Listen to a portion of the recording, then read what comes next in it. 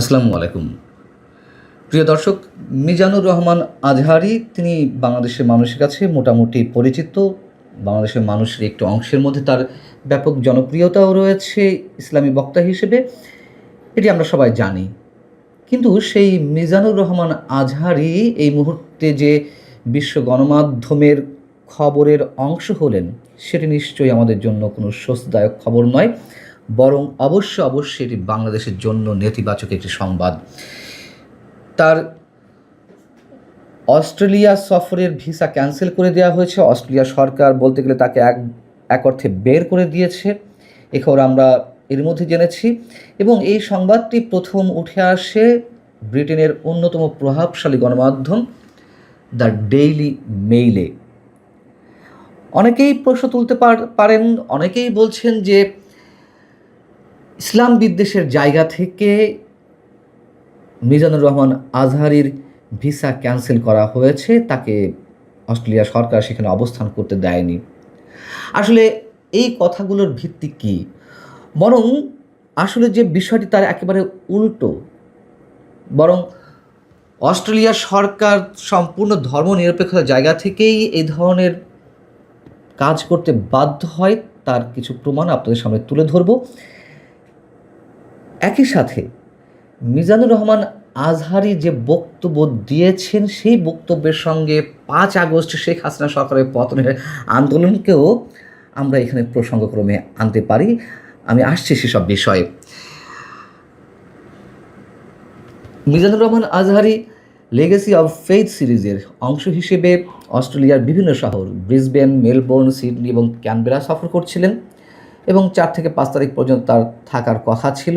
বিভিন্ন অনুষ্ঠানে তার অংশ নেওয়ার কথা ছিল, বক্তব্য দেওয়ার কথা ছিল। কিন্তু সফরের মাঝপথে এসেই অস্ট্রেলিয়ার সরকার তার বিরুদ্ধে এ ধরনের ব্যবস্থা নিল। অস্ট্রেলিয়ার লিবারেল সিনেটর জোনাথন ডুনিয়াম বুধবার সিনেট অধিবেশনে জানান যে আজহারীর আগমন সম্পর্কে তাকে এবং অন্যান্য সংসদ সদস্যদের বিভিন্ন গোষ্ঠী এর আগে সতর্ক করে দিয়েছিলেন। কী হিসেবে সতর্ক করে দেওয়া হয়েছিল? কী কারণে তাকে আসলে অস্ট্রেলিয়া সরকার তার দেশে অবস্থান করতে দিল না? যেটি ডেইলি মেইল তাদের প্রতিবেদনে উল্লেখ করেছে তা হচ্ছে 2023 সালে মার্কিন যুক্তরাষ্ট্রে দেওয়া একটি বক্তব্যে আজহারী তুমুল ইহুদি বিদ্বেষী বিভিন্ন ষড়যন্ত্র তত্ত্ব প্রচার করেছিলেন, যেখানে তিনি হলোকাস্টের প্রশংসা করেন, ইহুদিদের অমানুষ হিসেবে চিত্রিত করেন, শ্রোতাদের ইহুদিদের সঙ্গে সব ধরনের সম্পর্ক ছিন্ন করার আহ্বান জানান। হলোকাস্ট কি সেটি নিশ্চয়ই আমরা সবাই জানি। দ্বিতীয় বিশ্বযুদ্ধের সময় অ্যাডলফ হিটলারের নেতৃত্বে ইহুদিদের উপরে যে নির্বিচারে গণহত্যা চালানো হয়েছে, সেটি ইতিহাসে হলোকাস্ট হিসেবে চিহ্নিত। ডেইলি মেইল তার প্রতিবেদনে বলছে যে আজহারী হিটলারকে ইহুদিদের জন্য ঐশ্বরিক শাস্তি হিসেবে বর্ণনা করেছিলেন। তিনি ঘোষণা করেছিলেন ইহুদিরা বিশ্বের সবচেয়ে বড় সন্ত্রাসী এবং তাদের বিষাক্ত কলঙ্ক বলে অভিহিত করেছিলেন। তিনি আরও দাবি করেছিলেন এইডস সহ বিভিন্ন সমস্যার জন্য ইহুদিরাই দায়ী, এবং তার অভিযোগ ছিল এই রোগটির উদ্ভাবন হয়েছে ইহুদিদের মধ্য থেকেই। এবং আজহারী তার বক্তৃতায় ইহুদিদের প্রতি হিটলারের নিষ্ঠুরতা নিয়েও আনন্দ প্রকাশ করেছিলেন। ইহুদিদের যেই কর্মকাণ্ড আমরা ইরান বলি কিংবা মধ্যপ্রাচ্যের অন্যান্য রাষ্ট্র বলি, অন্যান্য অনেক বিষয়ে তাদের যে যুদ্ধাংদেহী মনোভাব ইহুদি সরকারের বা ইসরায়েল সরকারের, সেটি নিয়ে আমরা নিজেরাও মন্তব্য করি। কিন্তু একটা জাতির বিরুদ্ধে এভাবে ঘৃণা ছড়ানো, কোরআনও তো এটি পারমিট করে না। আমি যতদূর জানি, আমি ইসলামী বোদ্ধা নই ওরকম, কিন্তু যতটুকু জানি প্রয়োজনে অনেকের সঙ্গে সম্পর্ক ছিন্ন করার কথা বলেছে শান্তিপূর্ণভাবে, কিন্তু ঘৃণার বিষ বাষ্প ছড়াতে বলেনি। আর যেটি বলছিলাম, ইসরায়েল সরকার যে অস্ট্রেলিয়ার সরকার যে কোনো প্রকার ইসলাম বিদ্বেষের জায়গা থেকে এই ধরনের সিদ্ধান্ত নেয়নি, তার একটি উদাহরণ দিই। তাহলে বোঝা যাবে যে অস্ট্রেলিয়া সরকার কতটা ধর্মনিরপেক্ষতার সঙ্গে তাদের বিভিন্ন রাষ্ট্রীয় সিদ্ধান্তগুলো নেয়। সাইম ইয়াহুড একজন ইসরায়েলি ইনফ্লুয়েন্সার, সামাজিক যোগাযোগ মাধ্যমে ইসলাম বিদ্বেষী হিসেবে তার যথেষ্ট প্রভাব রয়েছে। তার ভিসাও বাতিল করা হয় চলতি বছরেরই, অর্থাৎ এই 2026-এরই 27শে জানুয়ারি, কারণ তিনি ইসলামকে একটি জঘন্য মতাদর্শ এবং আগ্রাসী হিসেবেও উল্লেখ করেছেন। অস্ট্রেলিয়ার সরকার তখন এ ধরনেরও মন্তব্য করেছিল, অর্থাৎ যখন কিনা সাইম ইয়াহুডের অস্ট্রেলিয়া সফরের কথা ছিল, মন্তব্যটি ছিল যে যারা ঘৃণা ছড়াতে আসে তাদের অস্ট্রেলিয়া গ্রহণ করবে না। দেশটির স্বরাষ্ট্রমন্ত্রী টনি বার্কও এই সময় একটি স্টেটমেন্ট দিয়েছিলেন। তিনি বলেছিলেন, অস্ট্রেলিয়া আসার জন্য ঘৃণা ছড়ানো কোনো ভালো লক্ষণ নয়। তো ব্রিটেনের ডেইলি মেইলের প্রতিবেদনে আরও যা বলা হচ্ছে সেটুকু আপনাদের সামনে তুলে ধরি আজহারি সম্পর্কে। এখানে বলা হচ্ছে যে অস্ট্রেলিয়ার federation for ethnic and religious minorities in Bangladesh চলতি সপ্তাহের শুরুতে অস্ট্রেলিয়ার স্বরাষ্ট্রমন্ত্রীর কাছে চিঠি লিখে অবিলম্বে হস্তক্ষেপের আহ্বান জানিয়েছিল।